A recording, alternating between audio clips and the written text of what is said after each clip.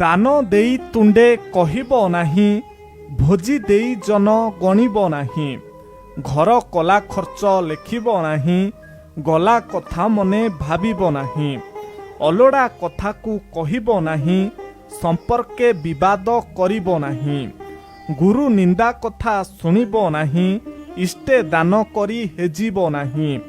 ସନ୍ଧ୍ୟାରେ ବିନତି ଭୁଲିବ ନାହିଁ, ସତ୍ ନାମ ଜପ ଛାଡ଼ିବ ନାହିଁ। ଅଯଥା ପ୍ରଶଂସା କରିବ ନାହିଁ, ଅଭ୍ୟାସରେ ଭ୍ରମ ଧରିବ ନାହିଁ। ବିତର୍କରେ ଭାଗ ନେବ ହିଁ ନାହିଁ, ଅର୍ଥକୁ କଦର୍ଥ କରିବ ନାହିଁ। ଭୁଲ ସମର୍ଥନ କରିବ ନାହିଁ, କଟୁ କଥା କାହାକୁ କହିବ ନାହିଁ। ଦ୍ୱିଅର୍ଥର କଥା କହିବ ନାହିଁ, ଦ୍ୱିମତେ ମଧ୍ୟସ୍ଥି ହୋଇବ ନାହିଁ। କୁଜନ ସଙ୍ଗତେ ଚଳିବ ନାହିଁ, ମିତ୍ରରେ ଉଦ୍ଧାର ଦେବ ହିଁ ନାହିଁ। ଅର୍ଥ ଲୋଭେ ସୁଧ ଆଣିବ ନାହିଁ, ଦୁଇ ମିତ୍ର ବେପାର କରିବ ନାହିଁ। ଚୋରା ଧନ ଭାଗ ଆଣିବ ନାହିଁ, ଆମିଷ ଗୋରସ ଖାଇବ ନାହିଁ। ମଧୁ ସମ ଘିଅ ବିଷ ଯେ ତହିଁ, ବେଲରେ କଦଳୀ ଖାଇବ ନାହିଁ।